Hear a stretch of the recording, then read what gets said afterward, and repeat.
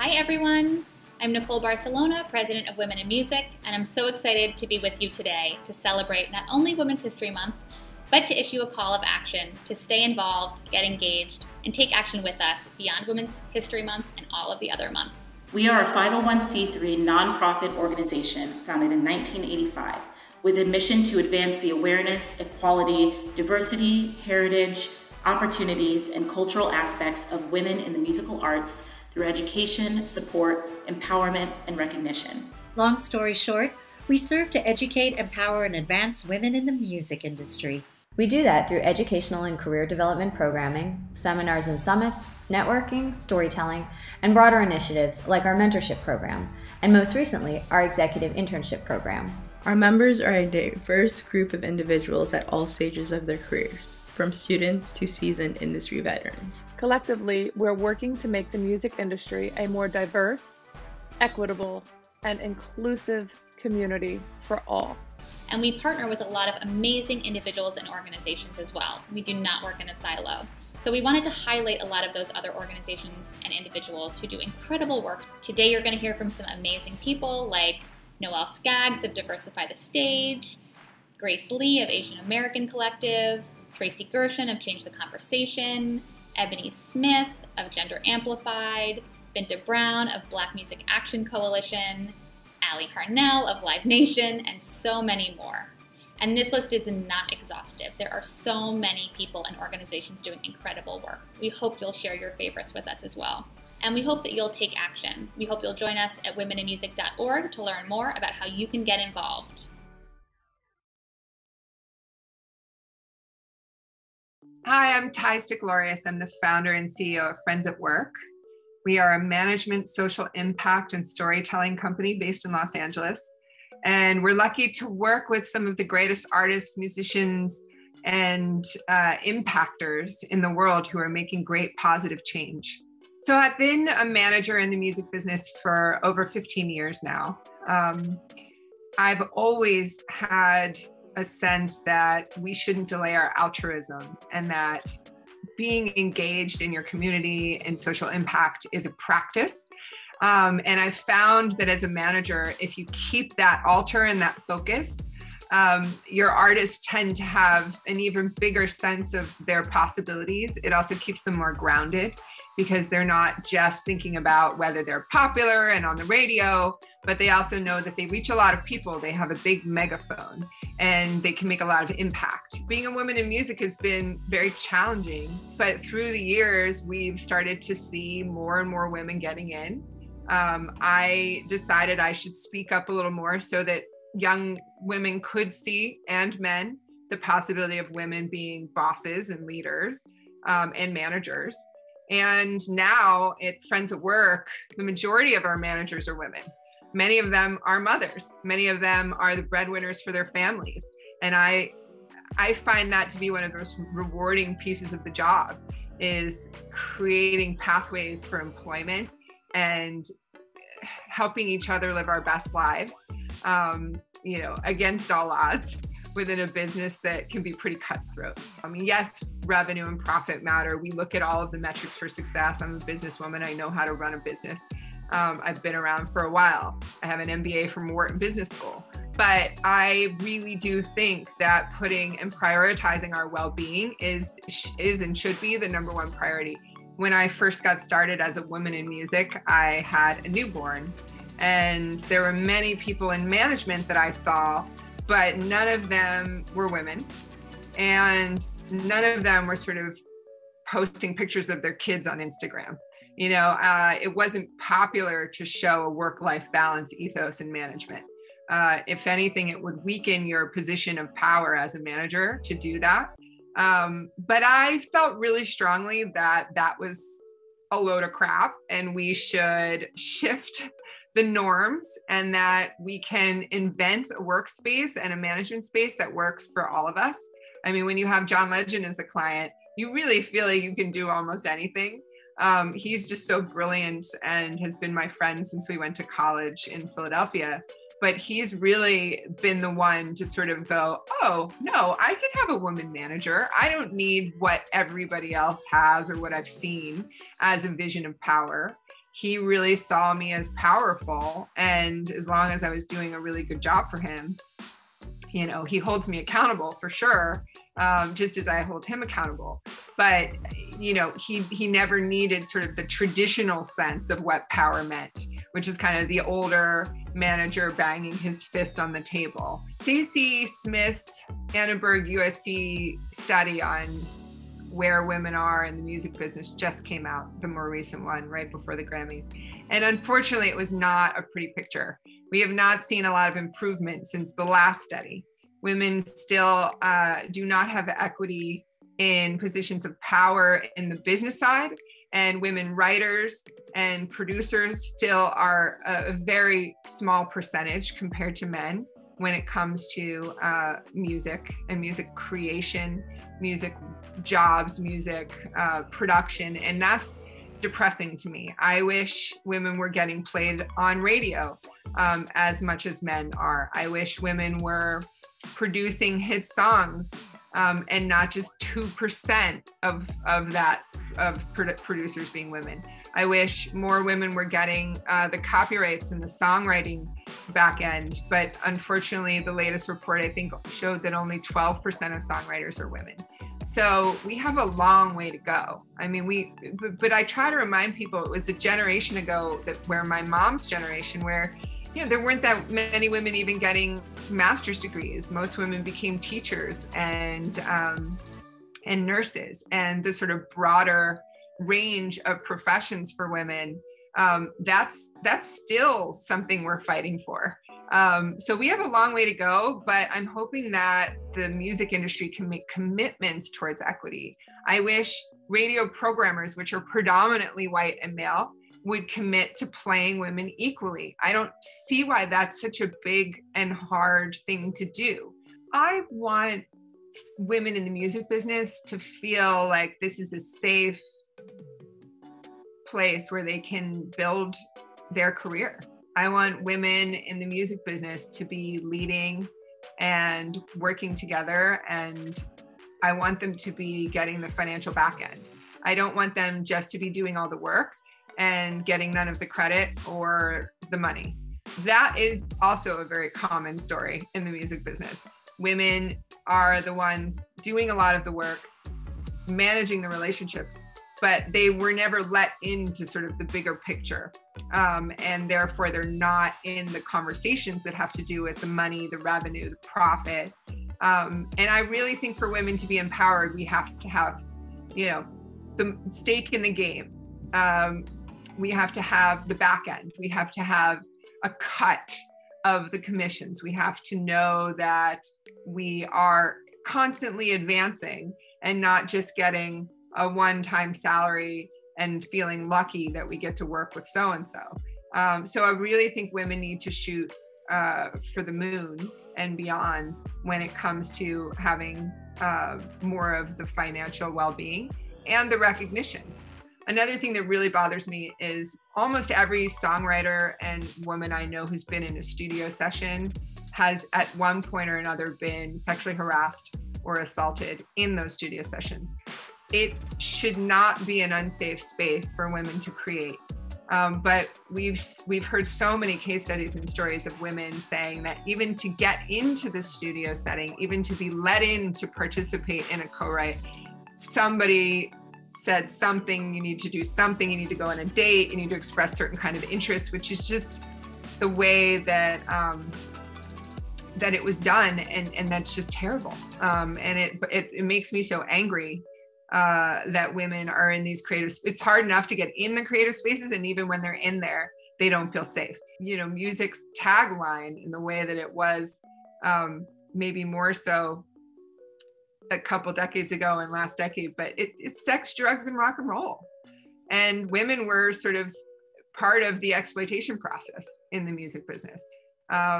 So I think it's a tough one because some of the people who are still in power came from that era, participated in that era, and yet we have yet to have a more of a reckoning and a responsible sort of look back at our history to say, yeah, that was the way it was. I'm embarrassed about it, I'm apologizing for that. And we're going to put these new rules in place. We have a lot to correct. And I wish we would overcorrect in radical ways.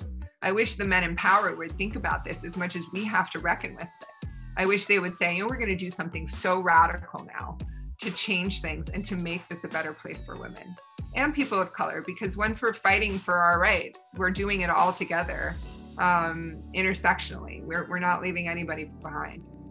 LGBTQ, people of color, gender, we need to be collaborating in our efforts towards making sure that all of these spaces allow for our whole selves to be here and to be making great work happen. I'm on so many WhatsApp groups and text chats with the women in the music business. And almost every day we're communicating with each other, whether it's top women, lawyers, business managers, other managers, working in with artists, heads of labels and publishing companies. There's not as many of us as there should be, but the ones that are here, we all support each other, communicate, stay in touch, pass along articles, pieces of news, ideas, and intentions. And it's been very rewarding, I think, to have this community of strong women in the music business that are saying, hey, we should be in charge more. We need to be recognized, and we need to show other women that it's possible. My name's Tracy Gershon. I am co-founder of Change the Conversation, along with a woman named Beverly Kill and Leslie Fram. Basically, we're an organization that really supports women through education and community. Change the Conversation came about 2014. And it was, I've worked in management, publishing. I've always tended to work with a lot of female artists. And Beverly Kill is a journalist and a dean at MTSU. And Leslie Fram is a ex-radio programmer and head of strategy and talent at CMT. And we were all talking at the same time. I had been working with a female artist who had a big buzz, and I went to a label head who's no longer there, said to me, oh, your artist has such a great buzz. And I said, wow, great, we're looking for a deal. And he absolutely at that time said to me, I'm not signing any women. And I was almost like I explained having a hairball, like my cat. I felt like I couldn't talk. I was so shocked. And at the same time, when I was talking to Leslie and Beverly had written an article about where are all the women in country radio. And Leslie, who'd come from radio programming, said, what is going on? There's just not enough, there's no women being signed. And we all kind of collectively came together and said, there is a problem here in country music with women. What do we do about it? I think what we realized is there was this cycle or this chain that needed to be broken. And it started with record companies saying, well, we can't sign any women because radio doesn't want to play women. And then it trickled down to publishing companies saying, well, we're not going to sign women writers because there's not enough songs for women artists. And then, booking agents saying, well, there's not enough women who are signed to labels to sign more women. And then it even went to radio going, well, we don't have enough women to play women back to back because we're not getting enough from the record label. So there was this cycle. And, I think that we called it a self-fulfilling prophecy. Well, if you're not going to sign women, of course there's not enough women. And if you're not going to play women, then the record labels are not going to sign women. So we saw this crazy cycle that we had to put an end to. One of the things we realized early on is that some of these young female artists in country had been told for so long that there was one slot at a label for them. There was one slot at a publishing company. And it just became them naturally competitive. Because when you're told there's one slot, you're going to be competitive. And what we did, and I think one of the things that we've done so well with Change the Conversation is build this community and let all these artists know, listen, a win for one is a win for all. And if you guys don't go out and support each other, who is going to? And one of our first meetings, we had Kelsey Ballerini when she had first just released a single and was starting to go up the charts. And we had Lauren Lane and all these great country artists, Natalie Stovall, all these people. And we said, you guys, here's one, go support it, tweet tweet about it, post about it, get her going. And it's worked. And we've just seen this real camaraderie between females that I don't think existed before. I felt like and it's been so important to have that community. I think the message is that we have to have each other's backs. And I think we have to, the more we support each other, the more we network, the more we develop our community, the stronger we are. All these great organizations, whether it be Women in Music, whether it be Change the Conversation, She is the Music, Women's Audio Mission, everything. If we, we tend to sometimes work in silos, but we're all after the same goal. And if we work together and support each other and really build that community, we will be better because we are better together. And women working together is a force to be reckoned with. I have seen it, I know it, and it's an amazing thing.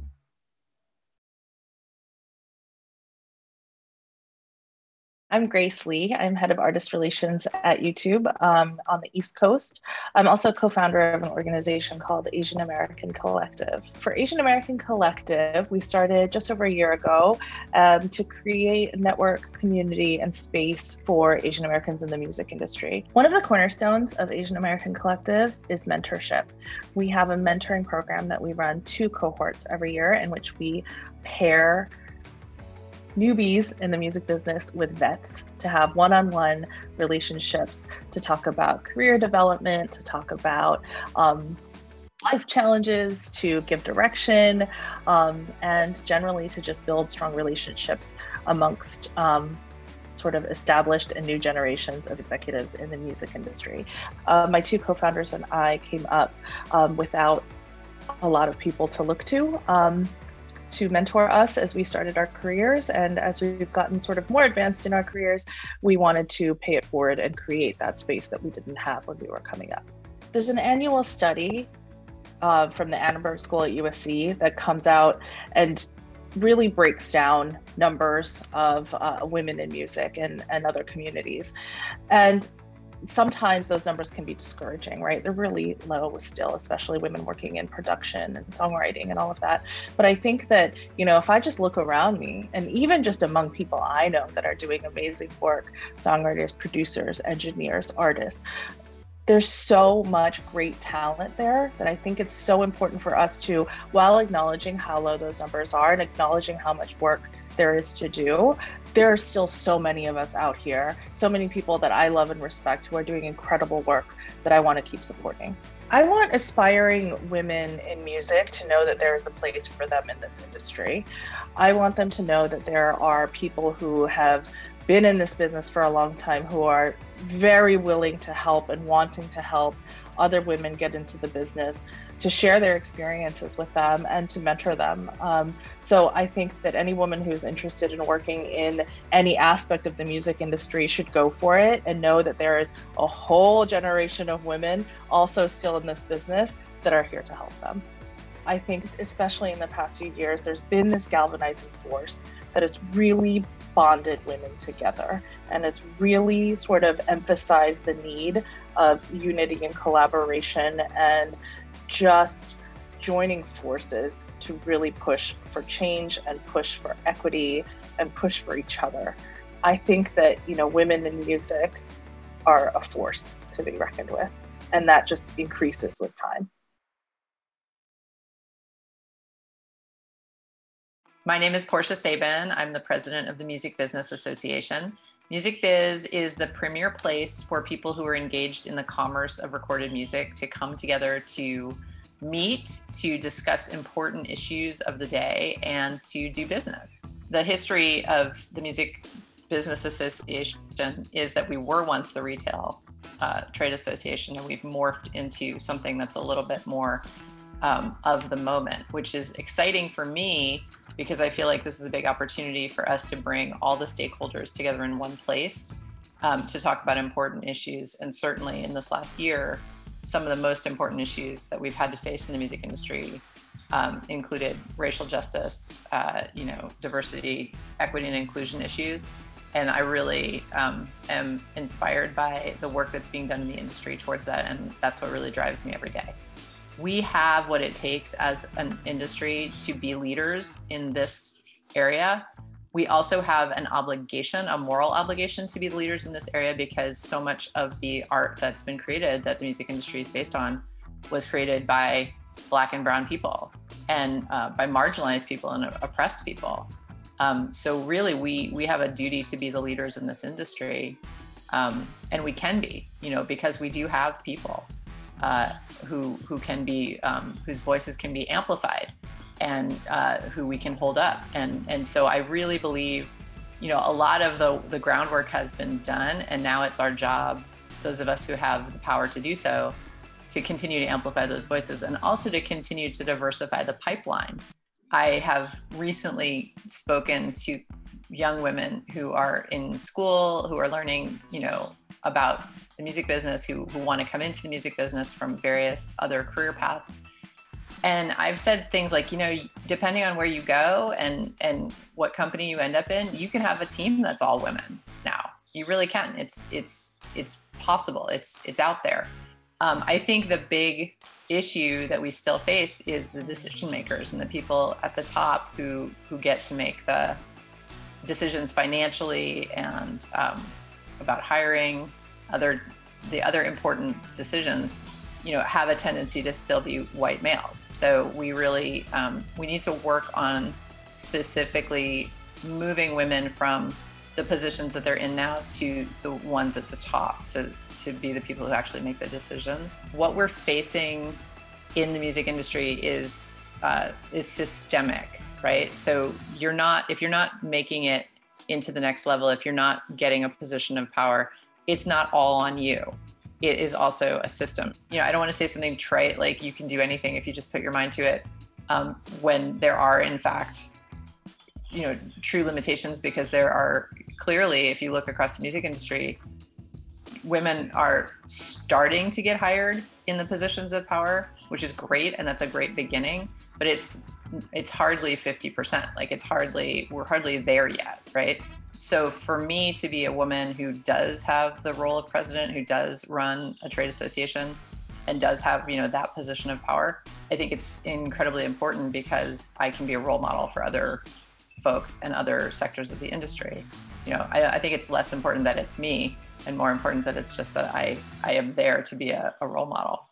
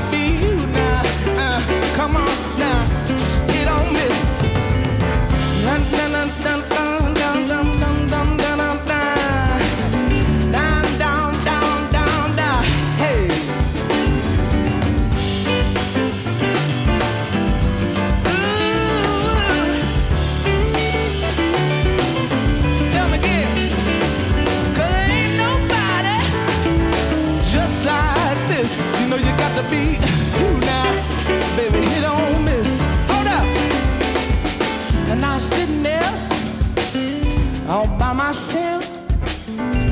Everybody say, hey, be like everybody else. Now, can't you see? Ooh, I got to be me. Ain't nobody else. Cause ain't nobody just like who? Me? Got to be me. My baby, he don't miss. Baby, he don't miss. Now he don't miss. Baby, he don't miss. I said I like you. He don't miss. He don't miss. I said I like you. He don't miss. He don't miss. He don't miss now. He don't miss. He don't miss now. He don't miss. You now got to do your thing you do. Hey, he don't miss.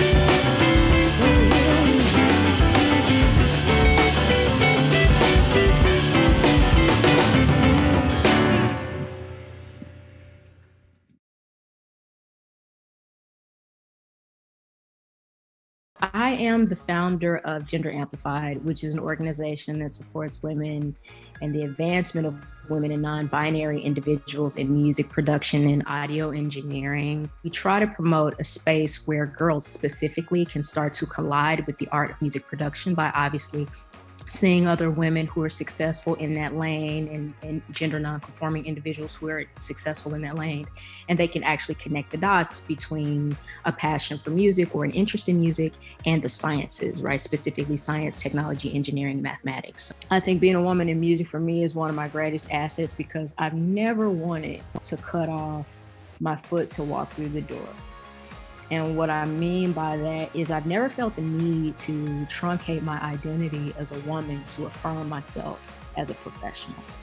I think it's been very interesting, the rooms that I've been able to be in as a woman, specifically spaces that have been male-dominated traditionally by men who haven't really had to think in any alternative ways. And I've been able to learn so much from those men. I've been able to receive so much training and understanding from them. But my perspective has also given me the foresight and the ability to also transform some of what I've learned, right? It's given me the desire to confront or interrogate some of the things that I've learned. And it has affected how I understand my craft. I'll give you an example. So I've been studying, obviously as an engineer, I've been studying electrical engineering and over the course of my career. And one of the fascinating things about power systems, I like to think of them as our original algorithms. So when you look at any type of recording equipment or any gear, you start to see the internal workings, and electric current has to essentially flow through any system, electrical system or device, and power that device. But the thing about electric current is it can be very dangerous, and it requires a number of checks and balances within the actual system, forms of resistance, essentially, capacitors, transformers, to help manage the actual amount of power or to balance it over the lifespan of the device or how that current moves through the device. The average person looking at that is not gonna see that. The average person studying electrical engineering is not gonna say, this is actually a really great analogy for how we can understand power imbalance in society, or power imbalance between groups of people, or power imbalance between gender. Or we seem to get that power has to be checked. It can't just run amok in a system because it'll destroy the whole system, right? It has to be managed carefully over time, right? So as we've moved from electrical systems to more sophisticated systems, transistor-based systems, and now our digital systems, so much of that improvement, so much of the improvement has really come from managing power systems better, managing the flow of electrons better, managing current better. We've constantly improved. So why is it that in gender dynamics and the politics of that, we still seem to be struggling as much as we have? There's a problem. And it is symptomatic of what is happening in society at large, which is the equation of technology with masculinity and the equation of the proficiency in the technological space and in the sciences, the equating of that with men and with masculinity. Perspective has helped me. And a lot of that perspective comes from being a woman, being queer, being Black, coming from a low-class family or a working-class family. All the things that have made me quote-unquote marginal, which I have my issue with that, have also been the things that have allowed me to have such insight into what imbalance looks like. And that influences how I look at power systems and how I look at the study of electrical engineering, electrical science, but it also informs how I think about studio culture, how I think about the industry, studio politics, how I think about the recording industry as it pertains to the advancement of groups of people that have traditionally been disenfranchised, right? How are we dealing with our artists of color? How are we dealing with our women? So my power literally is vantage point. My call to action for the industry is just pay women fairly. Pay women fairly. I think this conversation of DEI gets slightly misconstrued if we don't properly think about the E, equity. Women do have to be fairly compensated for what they're doing. And I've realized that this is a real area that needs a lot of work within our industry, but also across industries. So I like to say there's no point in having a seat at the table if you don't have a piece of the pie or a place setting or a fork or a spoon. You know, what am I going to just sit there and watch everybody else eat? What's the point of being at the table if I can't participate adequately and from a position of strength and power? For women in music in general, I want them to have peace and I want them to be happy. I think so often, a lot of times in pursuit of equality or space, we're always just looking to get there, right? But it's how we get there. And if we're not full and whole when we get there, it doesn't matter. You know, we'll find ourselves making the same mistakes and also creating system imbalances in the same way, right? Because we're just mimicking the patterns that we've seen that have been destructive and limiting for us. We're just continuing a cycle. So I would love to see women in music happy and healthy and at peace and moving toward the larger goal of gender parity with a lot of grace and a lot of consideration and sensitivity for each other, because no advancement comes apart from that. Hi, I'm Maria Egan. I am the Chief Music Officer at Splice, and I'm also the co-founder of Community Reboot, which is an inclusion initiative for underrepresented creators in the music business. You know, I've spent many years, 25 years in the music business. I've seen it change a lot. And one of the most exciting changes has been this kind of lowering the drawbridge from who typically might have opportunity or who typically might have been gatekeepers, and seeing that really unfold and unravel over the last 5 years, thanks to the new tools and new structures that are being built in music globally, just to me has only been positive for the art form. And I realized as I got more successful in my career that those esteem things that you go for, like, oh, I want the women in music thing, or I want to be on that list, or I want that job, or I want that title. None of that actually makes you feel the way you think it's going to feel. And when you actually turn yourself towards service and you actually start thinking about, well, what can I do that's not for me, and what can I do that's for other people?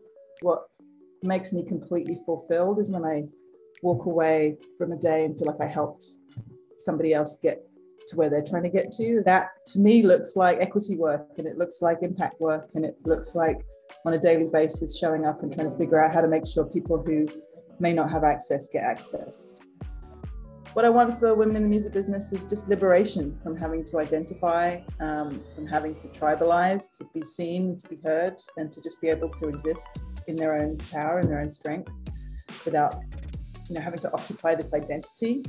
That I think is, it's obviously clear we all have identities that are important to us and that define us in some way, but we're humans and we're so connected by this art form. I'd love to see a day where we're not celebrating women in music because we have to, otherwise they don't get celebrated, right? So that's why there are women in music lists and why there are women in music halls, because there's underrepresentation and we need the power of many to push that forward. So I would love to not have to do this work anymore because we did it.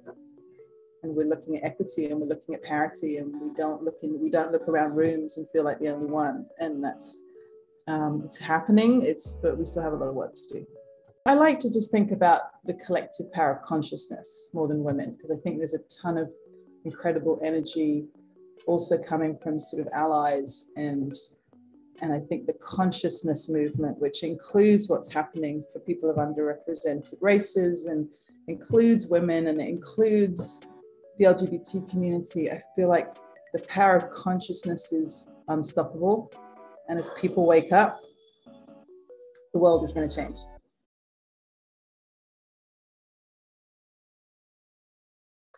Hey, I'm Allie Harnell, and I'm president of Live Nation Women. We're a division of Live Nation, which is a global live entertainment company.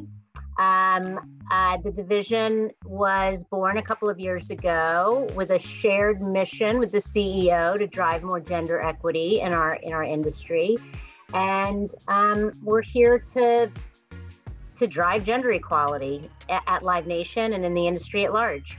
I was inspired to focus on this work at a point in my life. It was an inflection point where I'd been a concert promoter for 30 years. I'd been one of the only women really doing it at my level, very few women.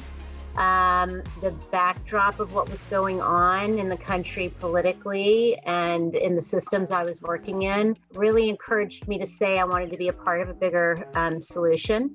Top line barriers that I've identified that we're working to solve, actually I've been calling it MILES. I'm looking at my work through this acronym MILES, that we've come a long way, but we've got miles to go. The M is for money. That's pay equity, wealth gap, access to capital and funding for women, the invisible labor of women, anything that has to do with that is M. I is two things, intentionality, until you acknowledge that there's an issue and a disparity and try to work for it, we're not really gonna make much movement. And the I is also for intersectionality. Feminism has mostly been seen as like a white woman's thing, and it's very clear we have a lot of things to solve for at the intersection of race, class, sexuality, gender identity. So how are we doing that work? The L is for leadership.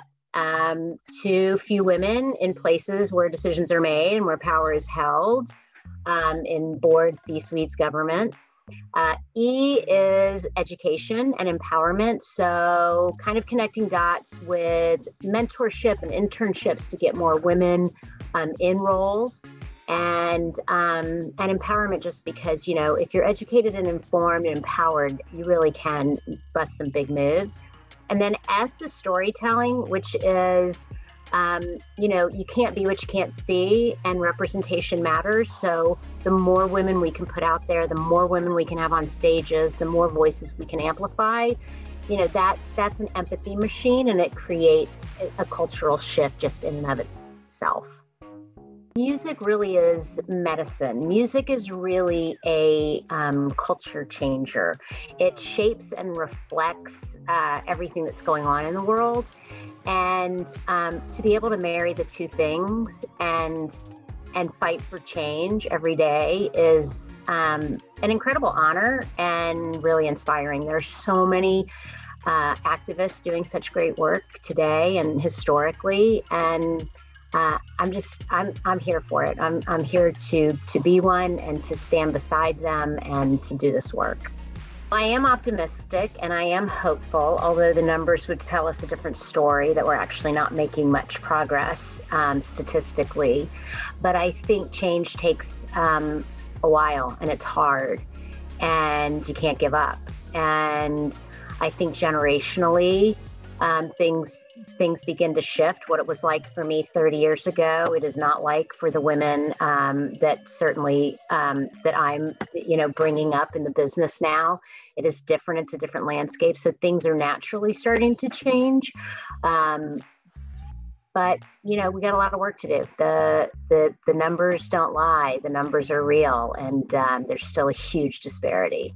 I want women to come together in collective action to change the numbers. The world is paying attention right now, and women have a chance to really use their voices in a different way. It started a few years ago with Me Too, and people are listening and they're trying to figure out how to solve.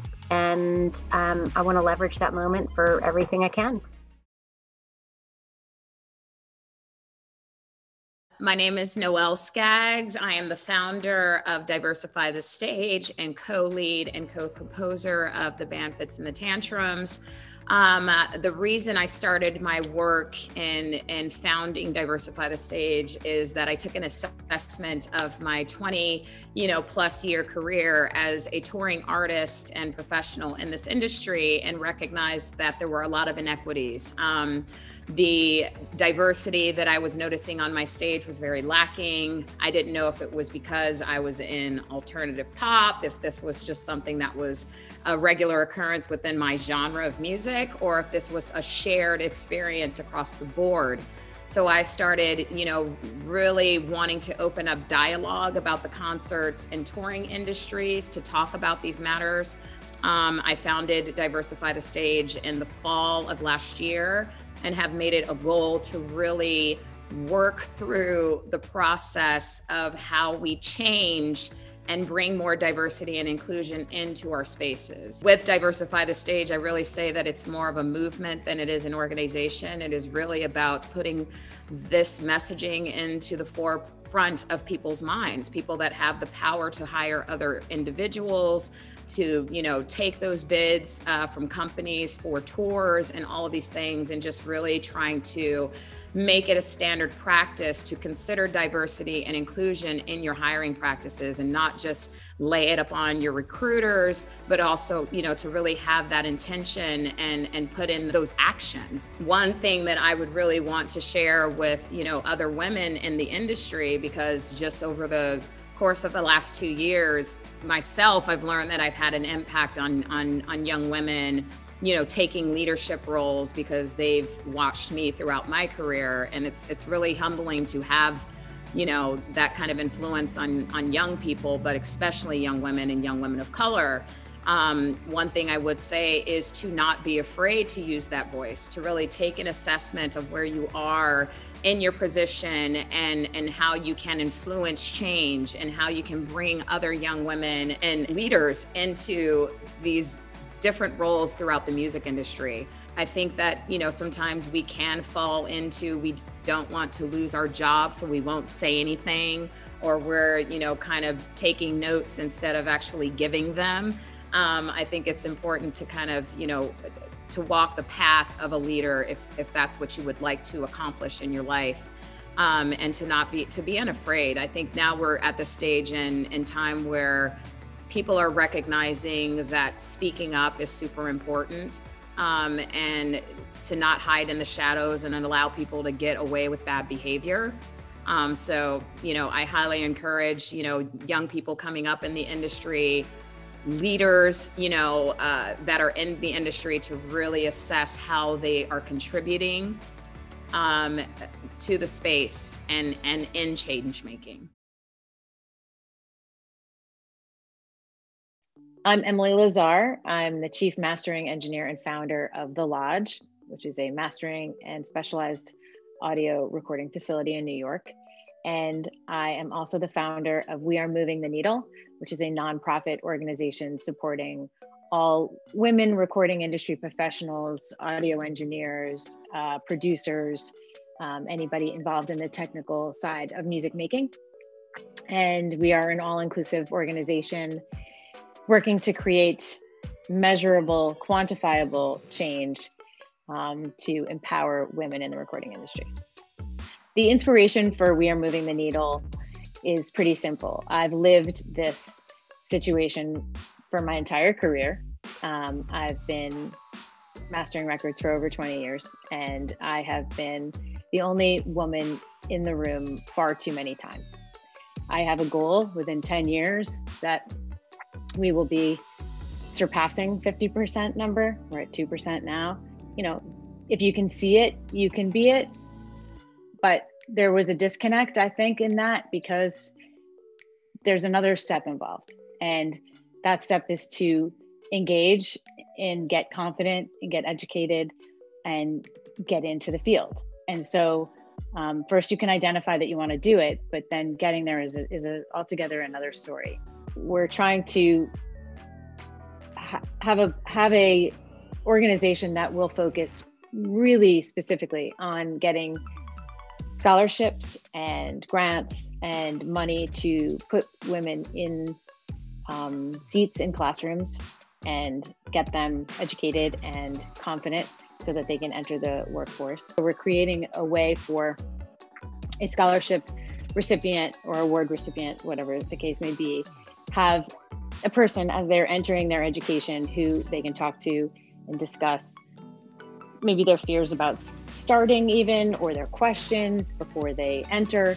And then that same mentor would be there with them through their education and check in with them, probably on a Zoom or something virtual, to see how it's going, answer any questions, provide any advice, be a good sounding board. And then at the end of their education, to be there to help them enter into the fabric of this 2%, which is a small but mighty group that can really move mountains. With We Are Moving the Needle, I'm trying to, playing upon my own experience and the experiences of everyone that I talk to who has told me hideous things about what their experience was like. I've spoken to a lot of artists who are now taking on the role of producer and engineer, or a co-producer or a co-recording engineer for their records, and they probably should have been all along, and they were just as intimidated. And these are big names, like big names that you would be so surprised to hear that somebody who comes off as so incredibly confident feels completely, like a wilting flower in a studio environment, because they don't feel like they're allowed to have a voice, or that, and part of this is just the training, right? If you're a young girl and you're not given equipment and you're given, dolls and unicorns and rainbows, like that's great too. I love dolls and unicorns and rainbows. Nothing wrong with that. However, if you're not also given the opportunity to play with some circuits or understand how things work, you're at a loss. And so this has to start really early, and it has to, and it should be fortified in grade school, middle school, high school, and college should be the culmination of you finding a really cool thing that you want to go study. My most important recommendation is that we respect everyone who's coming and give everyone the equity and parity to get into the game. Education is key. It is the most important way to foster confidence in what you're doing. And whether that be through an internship or an apprenticeship or in an academy or a university or college, that is the answer. I am just sick of being interviewed and asked that question. What's it like to be a female, whatever, audio engineer, master engineer?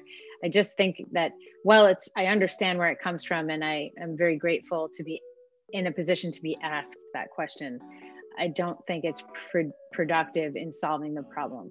So now we're at the point where we need to take some action. We've talked about it. We've identified it. We're unhappy with it. So now we need to change it. And the only way to change the 2% number is to change the 2% number, right? Because the only way is to put people in those positions. And so this is about putting people in those positions.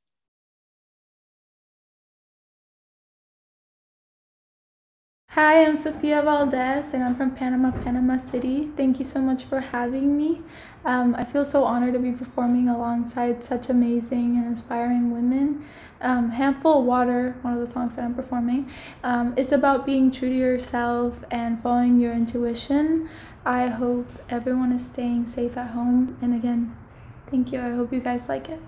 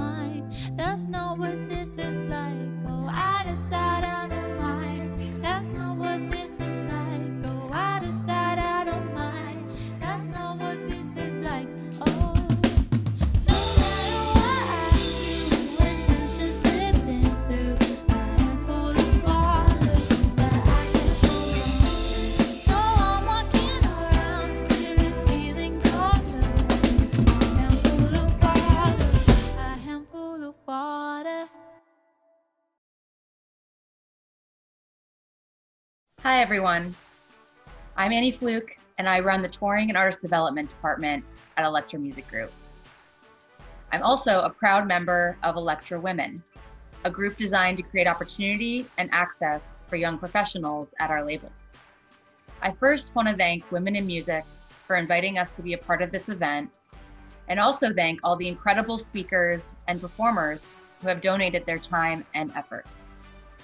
I'm excited to introduce our next performers who we're lucky to have part of the Elektra family.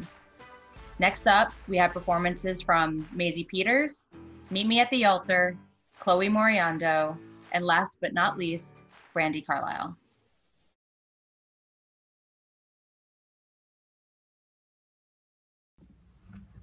Hi, I'm Maisie Peters, and this is my song, John Hughes Movie, which is a song I wrote when I was 17, about a house party I went to when I was 16, and is a song about wishing your life was a romantic Hollywood movie, when in fact it probably isn't.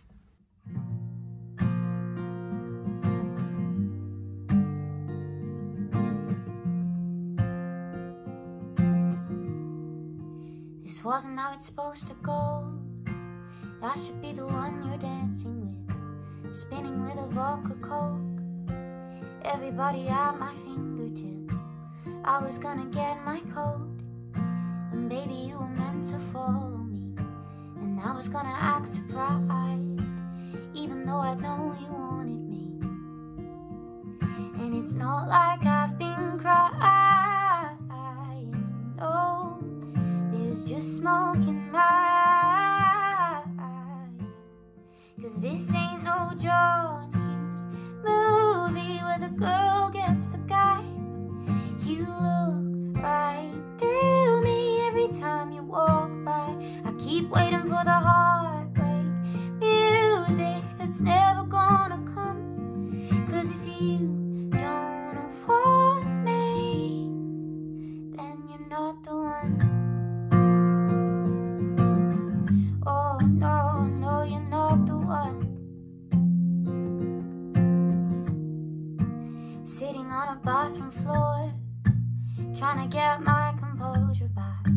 Think I built it up too tall.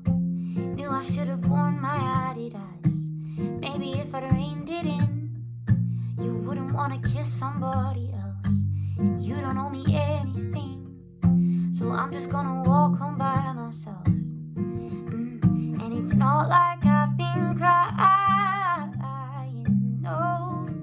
There's just smoke in my eyes.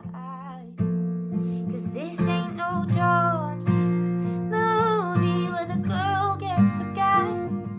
You look right through me every time you walk by. I keep waiting for the heartbreak music that's never gonna come. 'Cause if you don't want me, then you're not the one. No, oh, oh, na na na. No, oh, oh, na na na. Whoa, oh, oh, na na na. Oh, what am I gonna say? What am I gonna do? All of us to be friends. Know that I'm here for you. Guess I misunderstood. Thought you liked me too. Oh, what am I gonna say? What am I gonna do? Everyone told me so. Don't wait around for you. Guess I misunderstood. Thought you liked me too. But this ain't no John Hughes movie where the girl gets the guy. Oh, you look right through me every time you walk by. I keep waiting for the heartbreak music that's never gonna come. 'Cause if you don't want me, no, no, then you're not the one. I'm going to be covering Not Ready to Make Nice by the Chicks, because I think not only are they an amazing, inspirational band, but I also think they paved the way for women in music everywhere, and were true pioneers of fighting against misogyny and prejudice and speaking up for what was right, way ahead of their time. So yes, I love this song. I hope you enjoy it.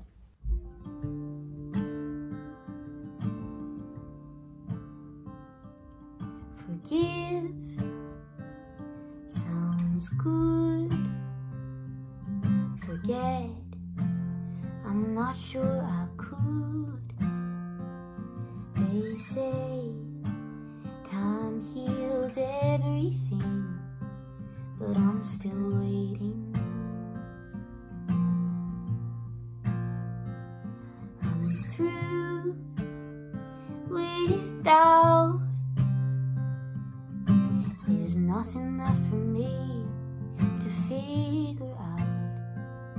I've paid a price, and I'll keep paying. But I'm not ready to make nice. I'm not ready to back down. I'm still mad as hell, and I don't have time to go round and round and round. It's too late to make it right. I probably wouldn't if I could, 'cause I'm mad as hell. Can't bring myself to do what it is you think I should.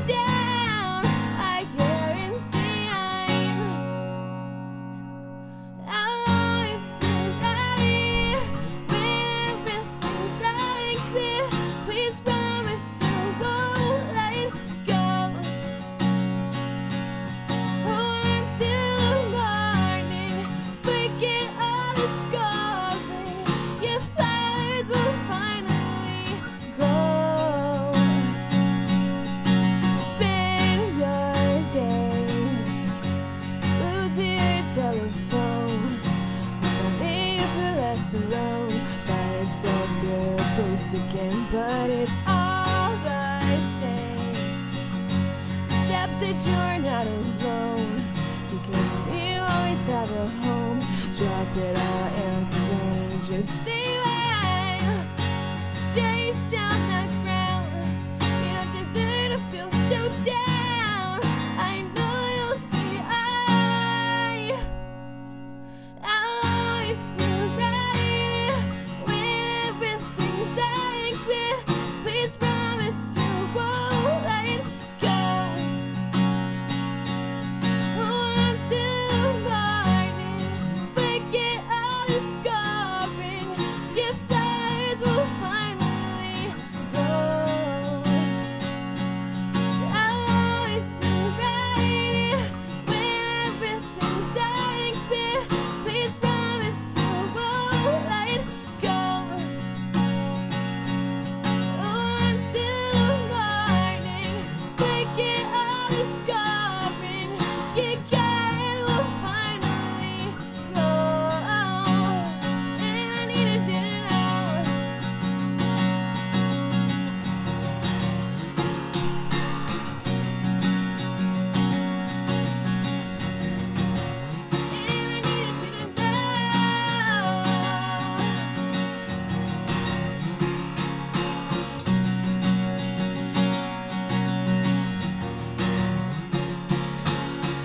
I'll never forget when you came out our step with tears on your shirt. Yeah, I swear I'll do anything because it hurts to see you hurt. I'll always be right here when everything's unclear. Please promise you won't let it go. Until morning, forget all the scarring. You got it will finally grow. I'll always be right when everything's unclear. Please promise you won't let it go. Until morning, forget all the scarring. You got it will finally grow. And I needed you to know.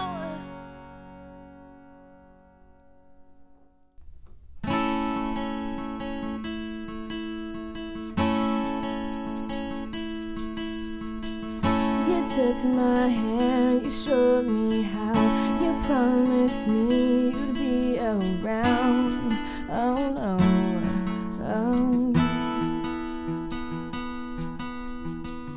I took your words and I believe in everything you said to me. Oh no, oh. If someone says this from now, you'll be long gone. I'd stand up and find them out, 'cause they're all wrong. I know better, 'cause you said forever and ever. Who knew?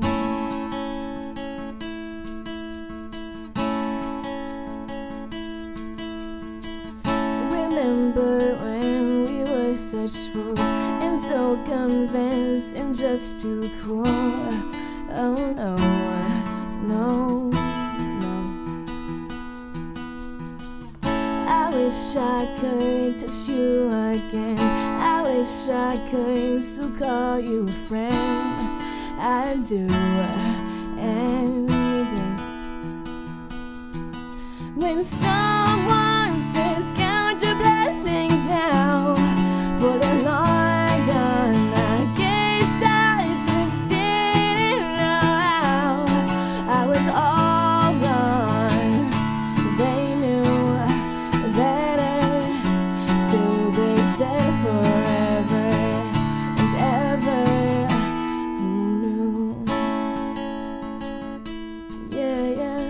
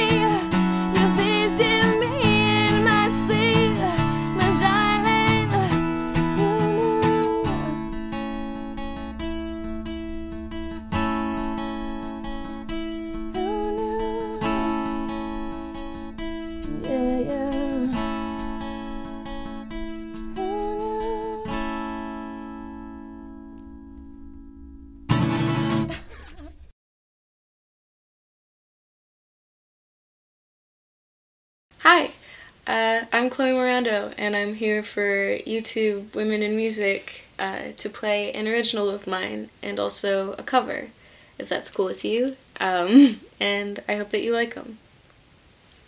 The first song I'm going to play is my song, and it's called Girl on TV, so I hope you like it.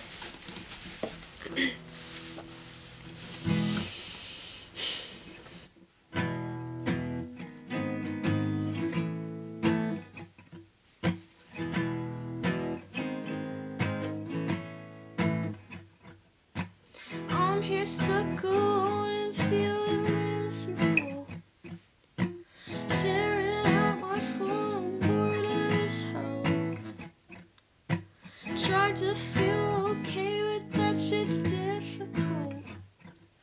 And I wanna be anyone else.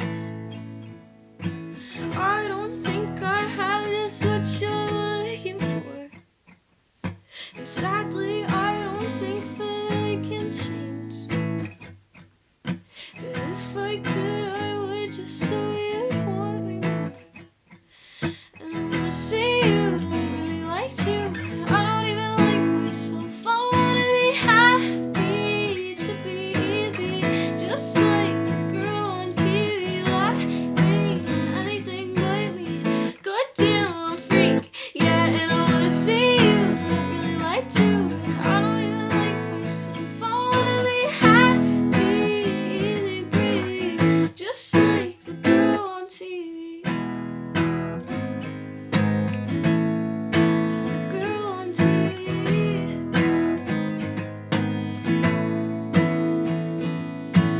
Maybe I was born with something wrong with me, made without a heart and social skills. And lately something strange is going on with me, 'cause I wanna see you, I really like to, but I don't even like myself. I wanna be happy, it should be easy, just like the girl on TV, laughing at anything but me. Goddamn, I'm a freak, yeah, and I wanna see you, and I really like to, but I don't even like myself. I wanna be happy, easy breezy, just like the girl on TV. The girl on TV.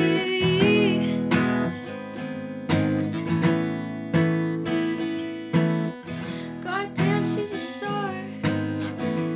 Look at that car, yeah, look at that face. Bet it gets real far. Goddamn, she's a stunner, like the eighth world wonder.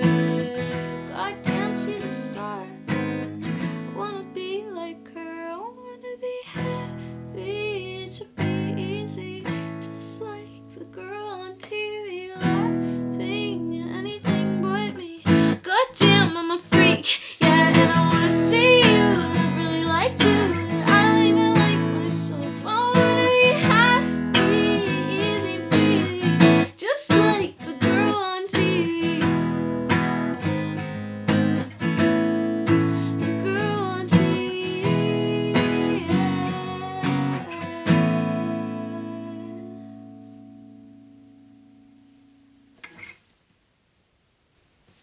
Cool. So that was my song, Girl on TV. I hope that you liked it. And now I'm going to play my cover, which is I Kissed a Girl by Katy Perry, but in major instead of minor. Because I think that it is a good lesbian liberation song when it is in major instead of minor. Yeah, so I hope that you like it, and I hope that I do it justice.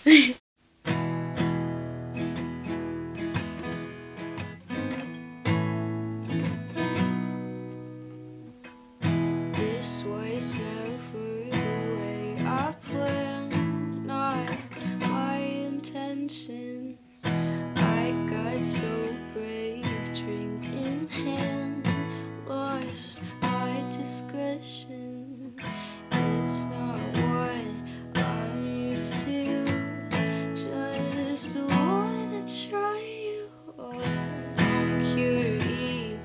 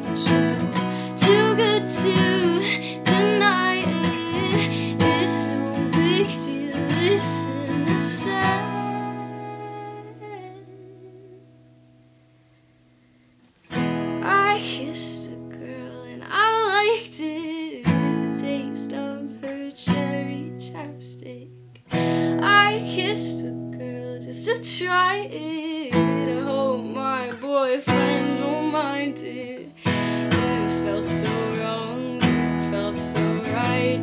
Mean I'm in love tonight. I kissed a girl and I liked it. I liked it.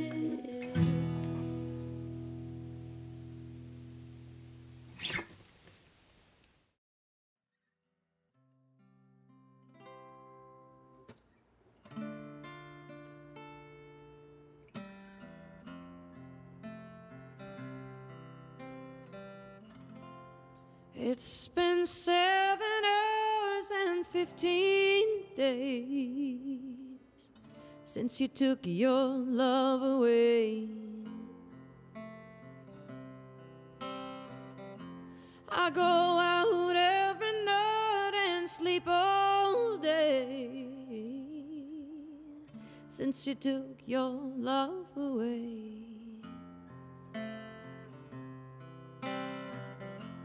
Since you've been gone, I can do whatever I want. I could see whomever I choose. I could eat my dinner in a fancy restaurant, but nothing can take away these blues, 'cause nothing compares to you.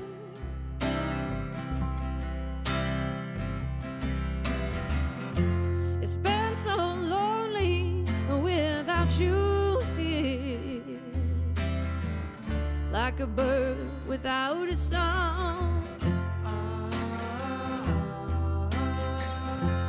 Nothing can stop these lonely tears from falling. Tell me, baby, where did I go wrong? I can wrap my arms around every boy I see. It would only remind me of you.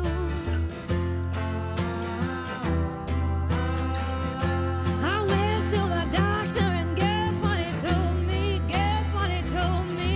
He said, girl, you better try to have fun no matter what you do. But he's a fool, 'cause nothing compares to you. And nothing compares to you.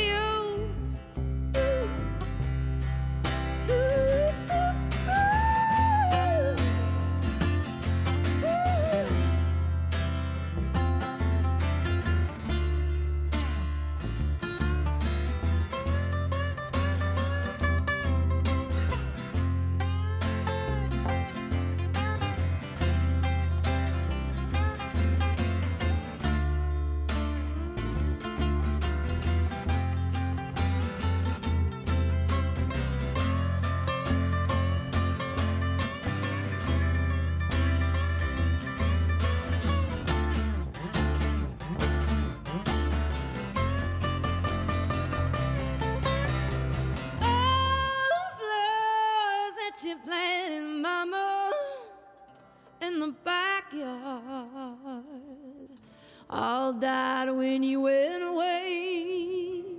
Hey,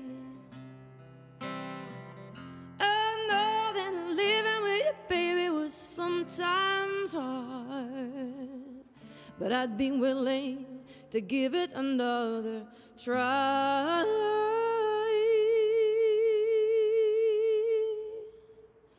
'Cause